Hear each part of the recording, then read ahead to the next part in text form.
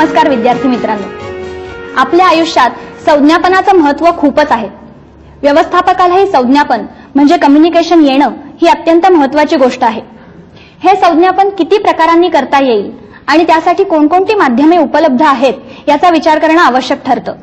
याची जाण व्यवस्थापकालाही असायला हवी. म्हणूनच कम्युनिकेशनची वेगवेगळी माध्यमं या विषयावर मार्गदर्शन करण्यासाठी आज आपल्याकडे आलेले आहेत व्यवस्थापन तज्ज्ञ डॉक्टर प्रतिभा जोशी. डॉक्टर प्रतिभा जोशी या पुण्यातील महर्षी कर्वे स्त्री शिक्षण संस्थेच्या हिराबेन नानावटी मॅनेजमेंट इन्स्टिट्यूटच्या संचालिका आहेत. नमस्कार मॅडम. नमस्कार मॅडम, मला असं विचारायचं होतं की एका व्यक्तीने संदेश देणे आणि दुसऱ्याने तो घेणे ही संदेशवहनाची प्रक्रिया आहे. मग त्यातील माध्यम म्हणजे नेमकं काय? समृद्धी, तू म्हणालीस तसं एक व्यक्ती संदेश द्यायचं ठरवते तेव्हा प्रथम तो संदेश त्या व्यक्तीच्या मनात असतो. या कल्पनेचं रूपांतर तो संदेशात करतो आणि हा संदेश त्याला दुसऱ्यापर्यंत पोहोचायसाठी कोणत्या तरी गोष्टीचा आधार घ्यायला लागतो.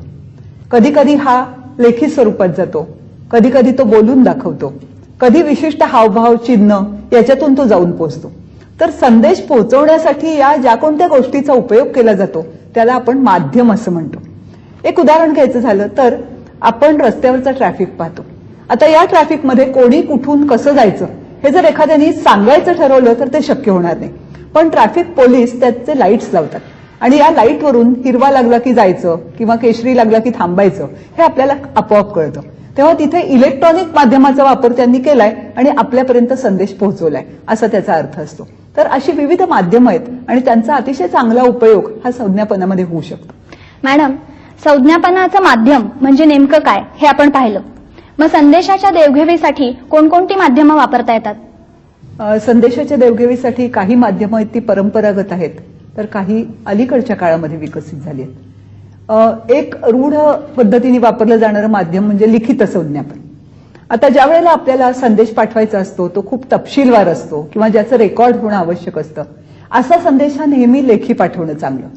किंवा ज्या वेळेला आपल्याला एखाद्या संदेशामध्ये भावनांना आवाहन करायचं असतं, वेळ नसतो पुरेसा, पटकन त्या व्यक्तीला काहीतरी सांगून काम करून घ्यायचं असतं, तेव्हा तोंडी संदेशवहन करणं चांगलं. याच्याच सोबत अलीकडे दृश्य माध्यमं आणि श्राव्य माध्यमं यांना सुद्धा महत्व आलेलं आहे. दृश्य माध्यमांमध्ये आपण फक्त पाहून काही गोष्टी आपल्याला कळू शकतात. उदाहरणार्थ काही चिन्ह, प्लसची खूण दिसली की हा दवाखाना आहे हे आपल्याला कळतं. काही माध्यमं ही श्राव्य माध्यम आहेत. रेडिओवरनं होणाऱ्या वेगवेगळ्या अनाउन्समेंट्स या आपल्याला श्राव्य माध्यमामध्ये धरता येतात. या दोन्हीचंही एकत्रीकरण असलेलं असं दृकश्राव्य माध्यम, टीव्ही सारखं माध्यम, विविध कॅसेट्स आपण पाहतो, ही सगळी दृश्य आणि श्राव्य याचं एकत्रित माध्यम दृकश्राव्य माध्यम याचं एक उदाहरण म्हणून सांगता येतील. आता यातली जी दृश्य माध्यम आणि दृकश्राव्य माध्यमं आहेत त्यांच्यामध्येच देहबोली याला आता महत्व आलंय आणि तेही एक तऱ्हेचं माध्यमच आहे असं आता म्हटलं जायला लागलेलं आहे. कारण आपलं पाहणं, आपलं बोलणं, आपले हावभाव, हातवारे या सगळ्यातून संदेश आपोआप संक्रमित होत असतो आणि म्हणून त्यालाही विशेष महत्व अलीकडच्या काळात आले. तर ही सगळी माध्यमं आपल्याला उपलब्ध असतात. आपण त्याची योग्य निवड ही अनेक घटक पाहून करावी लागते. मॅडम, मला असं विचारायचं होतं की लिखित माध्यम हे कोणत्या वेळी आणि कोणत्या कारणासाठी वापरलं जातं? लिखित माध्यमांचे आपल्याला माहिती असणारे खूप प्रकार आहेत. आपण पत्र लिहितो एकमेकांना, कधीतरी अहवाल पाठवतो एखाद्या गोष्टीचा, किंवा आपल्याकडे कंपन्यांचे अॅन्युअल रिपोर्ट्स येतात, किंवा काही निवेदन हे आपण प्रस्तुत करत असतो. ही सगळी लिखित माध्यमाची उदाहरणं आहेत. आता लिखित माध्यम हे खूप ठिकाणी वापरलं जातं कारण की तोंडी संज्ञापन हे पुष्कळदा लक्षात राहत नाही. पण औपचारिक स्वरूपाचं जेव्हा आपल्याला संदेशवहन करायचं असतं तेव्हा लिखित माध्यम हे सगळ्यात चांगलं समजलं जातं. कारण एक तर त्यात औपचारिकता तर येतेच आणि त्याच्याच बरोबर त्याचं एक रेकॉर्ड बनतं. आपल्याला पुढे ते नोंदीसाठी म्हणून नेहमी उपयोगी पडतं. कधी कधी आपल्याकडे असलेला तपशील हा खूप जास्त असतो, सूचना खूप असतात, त्याच्यात बारकावा असतो. या सगळ्या गोष्टी माणसाच्या लक्षात राहतात असं नाही. लिखित माध्यमाद्वारे या पाठवल्या की माणसाला त्याकडे पुन्हा पुन्हा पाहणं, त्यातली एखादी गोष्ट समजली नसेल तर पुन्हा वाचणं हे सगळं करणं शक्य होतं. काही गोष्टी आपल्याला संदर्भादाखल जतन करून ठेवायला लागतात. अशा वेळेला सुद्धा लिखित माध्यमाचा वापर हा नेहमी चांगला ठरतो कारण की आपल्या रेकॉर्डमध्ये तो एक भाग होतो आणि मग त्यातून आपल्याला काही वर्षानंतर सुद्धा जरी संदर्भ लागला तरी तो काढून घेणं शक्य असतं. या दृष्टीने आजही लिखित माध्यमांचा उपयोग हा फार मोठ्या प्रमाणावर केलेला आपल्याला व्यवसाय संस्थांमध्ये दिसतो. मॅडम, लिखित माध्यम कोणत्या वेळी आणि कोणत्या कारणासाठी वापरलं जातं हे आपण पाहिलं, पण या माध्यमाच्या काही मर्यादा आहेत का?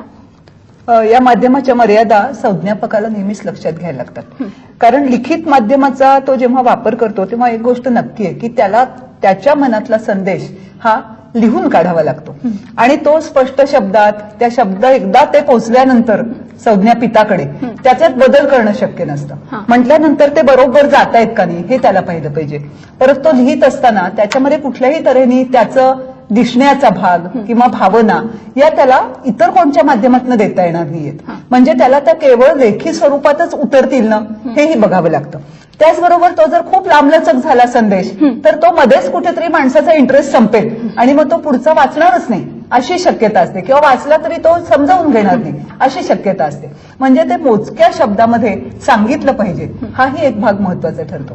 तर या सगळ्या गोष्टी लक्षात घेऊनच लिखित माध्यम हे योग्य होईल का नाही हे नेहमी संदेश देणाऱ्यांनी ठरवायचं असतं आणि त्याप्रमाणे मग ठरवायचं असतं की आपण लिखित माध्यम वापरणार की त्याला अन्य कशाची जोड देणार की कुठलं दुसरंच माध्यम वापरणार, यानुसार तो निर्णय घेत असतो. लिखित माध्यम जेव्हा सोयीचं नसतं तेव्हा तोंडी संज्ञापन उपयोगी ठरतं का? आता आपल्याला एक असं पाहिलं पाहिजे की लिखित माध्यम सोयीचं नसतं तेव्हाच तोंडी संज्ञापन केलं जातं असं नाहीये.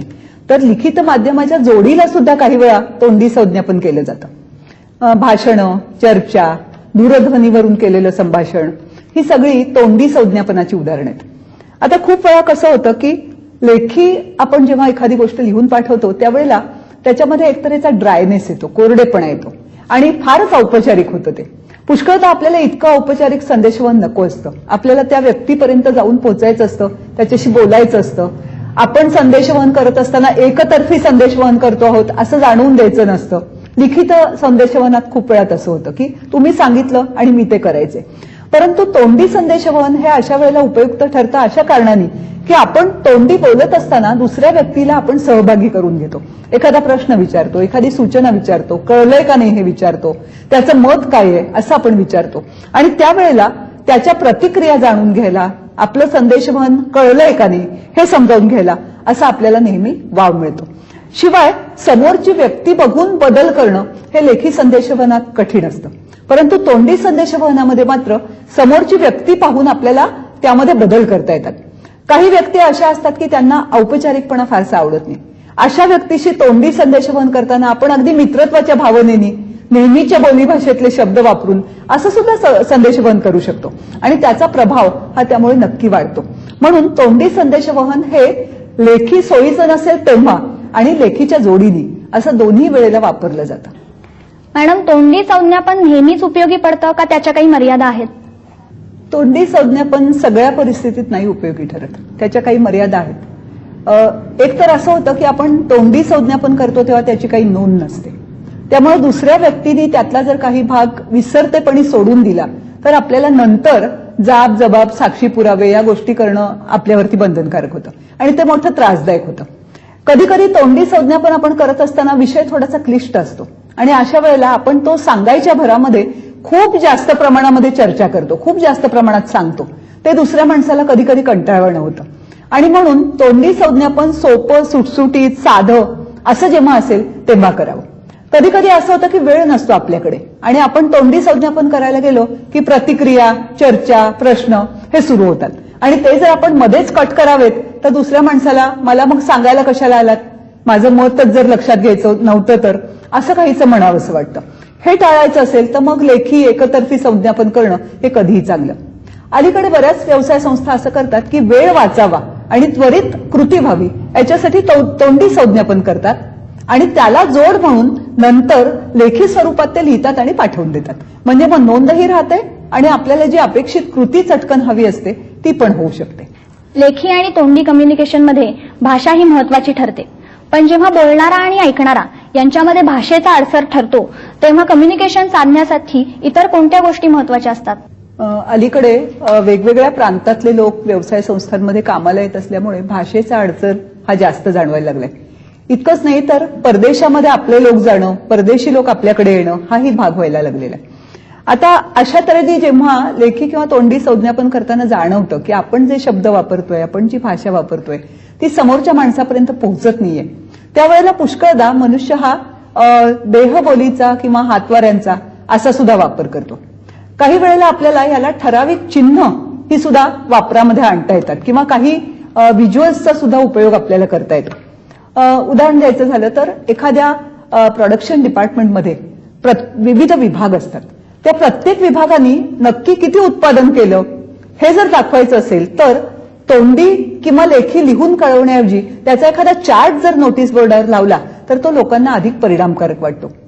कधी कधी देहबोली किंवा इतर असे काही संदेशवहनाचे मार्ग लेखी किंवा तोंडी संदेशवहनाच्या जोडीने लोक वापरतात आणि त्या अतिशय खुबीने वापरतात. एखादा मनुष्य वारंवार रजा घेत असतो. तो जर वरिष्ठाकडे रजा मागायला आला तर वरिष्ठ तोंडाने म्हणतो ठीक आहे घ्या, परंतु त्यावेळेला त्याच्या कपाळावर आठी असते. तो नजरेला नजर देत नाही, त्याला आनंदाने जा म्हणत नाही आणि याच्यावरून कनिष्ठांनी योग्य तो बोध घ्यावा अशी त्याची अपेक्षा असते.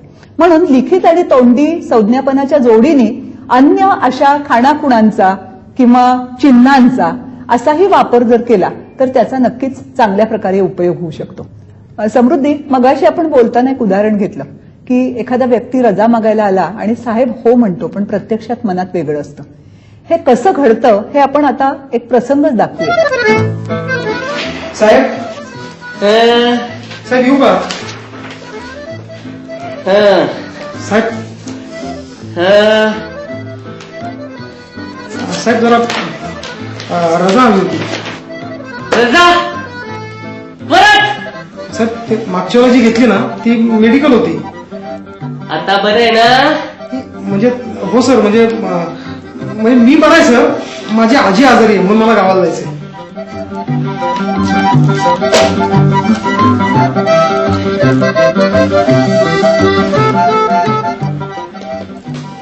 या थँक्यू सर. रजा वाढवू नका.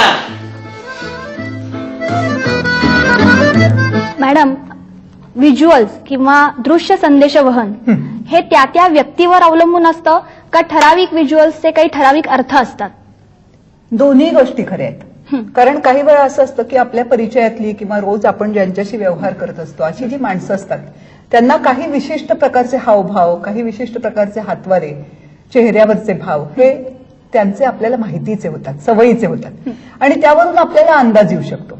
म्हणजे एखाद्या घरामधलं वडीलधारं माणूस असतं आणि चष्मा काढून ज्या वेळेला ती व्यक्ती काहीतरी एक रिॲक्शन देते तेव्हा त्याचा अर्थ विशिष्ट असतो, हे आपल्याला सुद्धा कळतं. पण त्याच्याच बरोबर काही काही ही चांगली प्रतिष्ठित मान्यता पावलेली अशी सुद्धा व्हिज्युअल्स आहेत. एक अगदी नेहमीचं उदाहरण घ्यायचं झालं तर क्रिकेटचा अंपायर, तो 4 मारली की ठराविक हावभाव करणार किंवा लेग बिफोर विकेट असेल की ठराविक तो ऍक्शन करणार हे आपल्यालाही माहित असतं.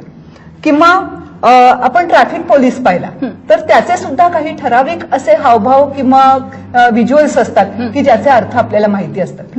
तीच गोष्ट काही काही खुणांची सुद्धा आहे की एखाद्या ठिकाणी बोलू नका अशा अर्थाची खूण लावलेली असते. हॉर्न वाजवू नयेत, आरटीओच्या सगळ्या खुणा या पद्धतीच्या खुणांमध्ये आपल्याला म्हणता येतील की ही दृश्य संज्ञापनाची माध्यमं आहेत आणि त्याचे रूढ आणि सगळ्यांना माहीत असलेले जगन्मान्य असे अर्थ आहेत आणि तेच अर्थ सगळीकडे कळतात. विशेषतः आपण जेव्हा परदेशात जातो किंवा इतर परदेशी माणसं जेव्हा आपल्याकडे येतात तेव्हा भाषा हा जर अडसर असेल तर तिथे या तऱ्हेच्या सायन्स त्या नेहमी उपयोगी पडतात असंच आपल्याला आढळून येतं. समृद्धी, हे कसं घडतं हे आपण आता एक प्रसंगच दाखवूया.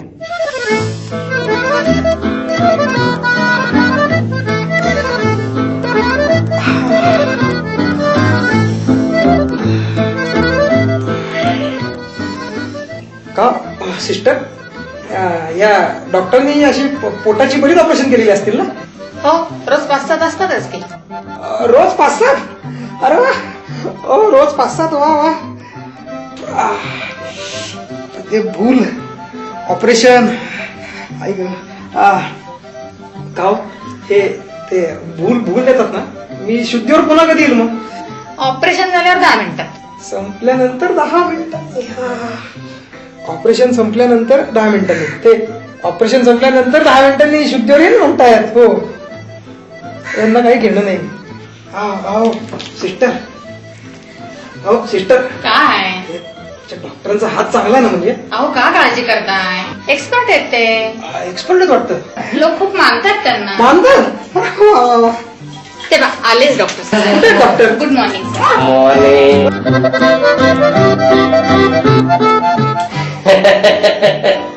सिस्टर अरे डॉक्टर आहे. सिस्टर दही नवीन.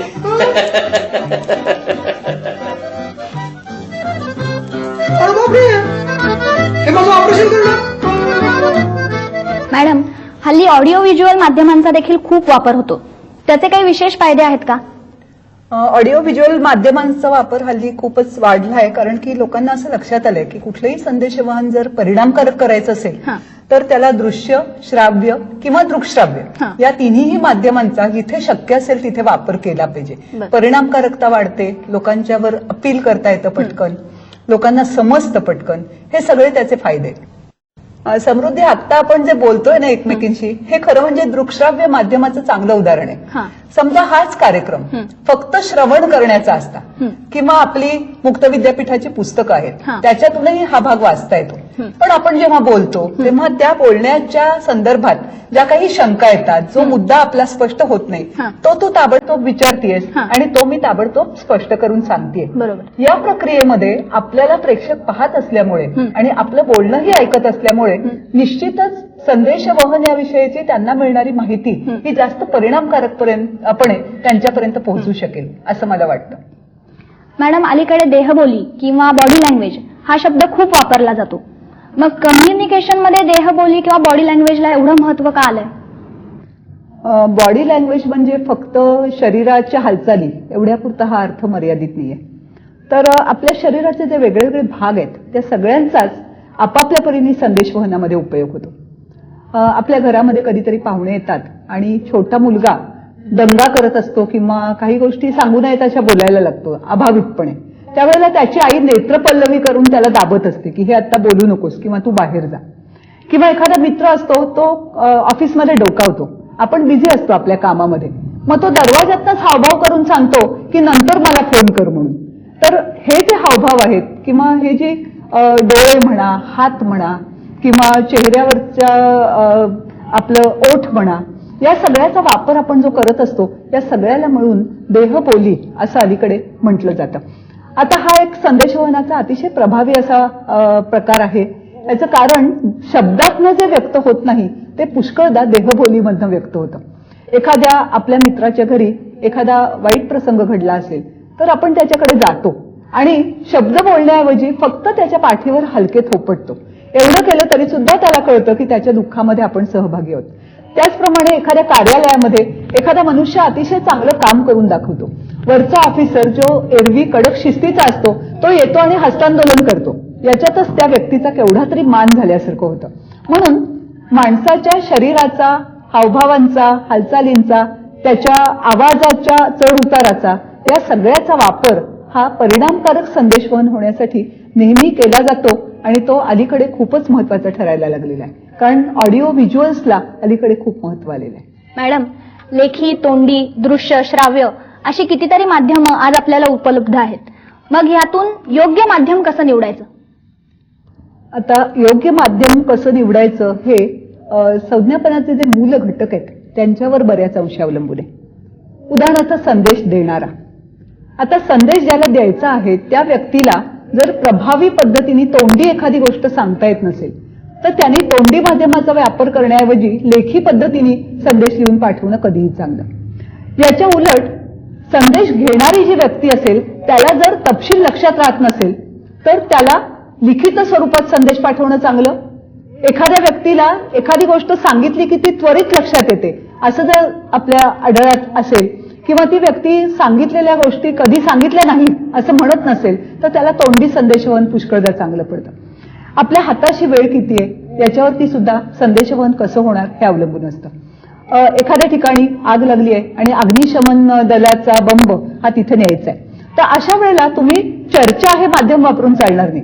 जाण्यासाठी नियरेस्ट रूट कोणता हे तुम्हाला ठरवायला लागेल आणि त्या मार्गाने एकाने आज्ञा द्यायची आणि बाकीच्यांनी ती पाळायची, ड्रायव्हरनी ती पाळायची. हेच आपल्याला संदेशवहनाचं माध्यम म्हणून वापरायला लागेल. कधी कधी आपल्याला किती पैसे खर्च करणं शक्य आहे याच्यावर सुद्धा संदेशवहनासाठी आपण कोणतं माध्यम वापरू हे अवलंबून आहे. आपल्याला भरपूर बजेट जर ऍडव्हर्टायझिंगचं असेल तर आपण कदाचित केबलवरनं सतत ऍडव्हर्टायझिंग करू.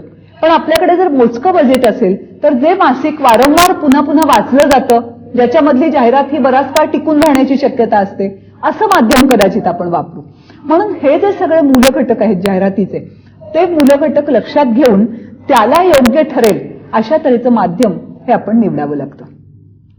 म्हणजे मॅडम, आपल्याला असं म्हणता येईल की योग्य माध्यम निवडताना आपल्याकडे उपलब्ध असलेल्या घटकांचा विचार करणं आवश्यक ठरतं. मित्रांनो, संज्ञापन परिणामकारक होण्यासाठी कोणती माध्यमं उपयुक्त ठरतील याची चर्चा आता आपण केली. मॅडम, ही माध्यमं आम्हाला माहीत होतीच, पण या माध्यमांकडे पाहण्याची एक नवी दृष्टी आज आम्हाला या चर्चेतून मिळाली. धन्यवाद.